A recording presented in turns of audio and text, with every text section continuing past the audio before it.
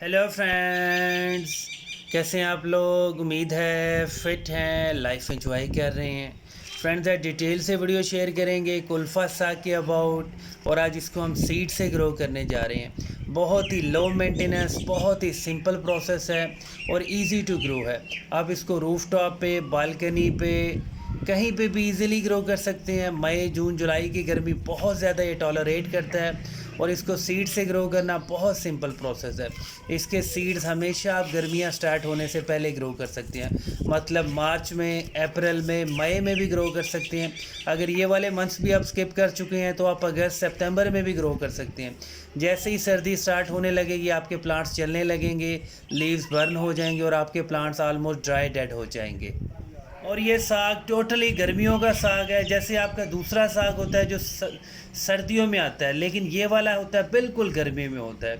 इसको ग्रो करना भी बहुत सिंपल और इसके सीड्स भी सारे जर्मिनेट हो जाते हैं। और जब आपके पास इसके मेच्योर प्लांट्स होते हैं, जब उसके ऊपर फ्लावरिंग होती है तो जो सीड पॉट्स बनते हैं उसके अंदर ढेरों ढेर सीड्स होती हैं इसके। आज हम इसको सीड से ग्रो करने जा रहे हैं। इसके सीड्स आपको ऑनलाइन भी मिल सकते हैं और बहुत ज़्यादा सस्ते होते हैं। अब हम यहाँ पे इसकी कुछ पनीरी बनाएंगे या यहीं पे इसको रहने देंगे। मट्टी का बड़े साइज़ का गमला लिया है जिसको आप मट्टी का प्याला कहते हैं। बड़े साइज़ का, इसमें बिल्कुल सादा सी मट्टी है जिसको आप वेल ड्रेन्ड सॉइल कहते हैं। भल वाली मट्टी, भालू मट्टी, इसमें बिल्कुल भी हमने फर्टिलाइज़र नहीं यूज़ किया। और ये पुराने गमलों की मट्टी है जिसको 2-4 दिन की धूप लगवाई, थोड़ी सी फ्रेश मट्टी मिक्स की और गमलों के अंदर फिल कर ली। सीड लगाते वक्त आप फर्टिलाइज़र चाहे बिल्कुल भी यूज़ ना किया करें, लेकिन गमलों की मट्टी बहुत ज़्यादा ड्राई होनी चाहिए, सॉफ्ट होनी चाहिए। सीड्स इसके आपने नॉर्मली ऊपर स्प्रिंकल करने, एक एक सीड बिल्कुल भी नहीं लगाना, बस वैसे ही अंदाजे से आपने स्प्रिंकल कर देने। सीड्स कवर करने के बाद, सीड्स लगाने के बाद आपने इसको बिल्कुल सादा सी मट्टी से कवर करना है और वो मट्टी बिल्कुल ड्राई होनी चाहिए, पाउडर्ड फॉर्म होनी चाहिए। हाथ से उसको मैश कर सकते हैं, सॉफ्ट कर सकते हैं। इसके सीड्स मैक्सिमम सारे जर्मिनेट हो जाते हैं। फिज़िकली देखने में आपको बहुत ज़्यादा सॉफ्ट से, बहुत ज़्यादा सेंसिटिव से सीड लगते हैं, लेकिन इसके सीड बहुत ज़्यादा ढीठ होते हैं। बहुत ज़्यादा अगर ओवर वाटरिंग भी हो जाए फिर भी कोई इशू नहीं, आपके सीड लास्ट भी जर्मिनेट हो जाते हैं। सीड लगाने के बाद आपने मैक्सिमम हाफ इंच की मट्टी की लेयर से सीड्स को कवर कर देना है। सीड्स कवर करने के बाद आप डायरेक्ट पानी फ्लड भी कर सकते हैं। अगर आप चाहें तो बिल्कुल सॉफ्ट सी शावरिंग कर सकते हैं। शावरिंग करने से ऐसा होता है कि कुछ सीड्स तक मॉइस्चर पहुंच भी जाता है और कुछ जो सीड्स होते हैं वो ड्राई रह जाते हैं, उसकी वजह से वो जर्मिनेट नहीं होते। अगर आप पानी डायरेक्ट फ्लड करते हैं तो बिल्कुल गमले के किनारों के ऊपर से फ्लड करें, वो आहिस्ता आहिस्ता रिश्ता हुआ सारी मट्टी को मॉइस्ट कर देगा और इसके सीड्स बहुत जल्दी जर्मिनेट हो जाते हैं। मैक्सिमम 7 से 8 दिन के अंदर आपके सारे सीड जर्मिनेट हो जाते हैं। और जब तक इसके सीड जर्मिनेट नहीं हो जाते, आपने गमले की मट्टी को थोड़ा सा मॉइस्ट, थोड़ा सा ड्राई रखना है। मतलब अगर बहुत ज़्यादा ड्राई होगी तो सीड जर्मिनेट नहीं होंगे। अगर बहुत ज़्यादा आपने इसको पानी दे दिया तो सीड्स को फंगस भी लग सकता है। इसलिए आपने 50-50 की रेशो को अडॉप्ट करना है। डेली बेसिस पे 2 बार पानी देना है, लेकिन थोड़ा सा पानी देना है। बस जब तक सीड जर्मिनेट नहीं होते, गमले की मट्टी को आपने मॉइस्ट रखना है, लेकिन वेट नहीं रखना, सिर्फ मॉइस्ट रखना है। और अगर आप चाहें तो इस गमले को शेडी एरिया में भी रख सकते हैं, इंडोर भी रख सकते हैं, आउटडोर भी रख सकते हैं, 100% फुल डे सनलाइट में भी रख सकते हैं। लेकिन कोशिश करनी है कि गमले की मिट्टी आपने ड्राई नहीं होने देनी।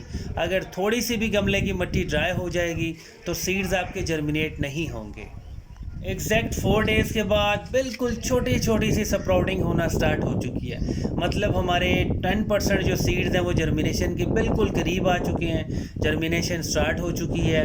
आपने यहाँ पे इसको पानी लाजमी देना है। ऐसी स्टेज पे आपने पानी को फ्लड लाजमी करना है, लेकिन बहुत ज़्यादा पानी को कभी भी फ्लड नहीं करना। अभी थोड़े से दिनों में इनकी ग्रोथ जो है वो बहुत ज़्यादा बूस्ट हो जाएगी। ये प्लांट्स ऐसे होते हैं कि दिनों में बहुत बड़े होते हैं और इस तरह के गमले में अगर आप बहुत सारे सीड लगा लें तो वो प्लांट बहुत ज़्यादा बुशी हो जाते हैं, आपसे मैनेज नहीं किया जाता। इसलिए इतने बड़े साइज़ के गमले में आपने मैक्सिमम 10 to 20 सीड लगाने हैं। अगर ज़्यादा लगाएंगे तो बहुत ज़्यादा बुशी ग्रोथ होगी, जिसकी वजह से मिसमैनेजमेंट होगी। एग्जैक्ट 10 डेज़ हो चुके हैं, हमने कुल्फ़ा साग के सीड लगाए थे। बाई चांस बहुत ज़्यादा बारिशें हो गई हैं और हमने इस गमले को बिल्कुल आउटडोर रखा हुआ था। ऊपर से इसको ना शापर से कवर किया, ना कोई पॉलीथीन था, ना कोई कार्डबोर्ड, ना कोई गत्ता, किसी चीज़ से इसको कवर नहीं किया था। जो हमारे पहले सीड जर्मिनेट हुए थे वो ऑलमोस्ट ड्राई डेड हो चुके थे, ओवरफ्लो हो गया, इतना ज़्यादा बारिशें हुई थी। उसके बाद हमारे दोबारा से कुछ सीड जर्मिनेट हुए थे, लेकिन अब ये जो प्लांट्स बचे हैं, सर्वाइव कर चुके हैं, ये हेल्दी प्लांट्स हैं। अब ये कभी भी ख़राब होने वाले नहीं हैं। अब आप इस ऐसी स्टेज पे इनको थोड़ा सा फर्टिलाइज़र दे सकते हैं। इनको आप कोई भी फर्टिलाइज़र दे सकते हैं जो बहुत ज़्यादा गर्म भी हो, हीट भी प्रोड्यूस करे, जैसे गली सड़ी गोबर की खाद है, वो वाला भी फर्टिलाइज़र दे सकते हैं। लेकिन सबसे अच्छा यही होता है कि जब आप रूफटॉप पे चीज़ें ग्रो करते हैं तो आप कोशिश किया करें कि ठंडी खाद दे दिया करें, जिसको आप लीफ कंपोस्ट कहते हैं। गले सड़े पत्तों की जो खाद होती है वो बहुत बेस्ट होती है। रूफटॉप पे गर्मी भी होती है, हवस भी होती है, गमले के अंदर जो फर्टिलाइज़र दिया होता है वो भी अपनी हीट को प्रोड्यूस करता है। उसकी वजह से आप ठंडा मीठा फर्टिलाइज़र दिया करें, आपके प्लांट्स बहुत ज़्यादा फिट रहेंगे।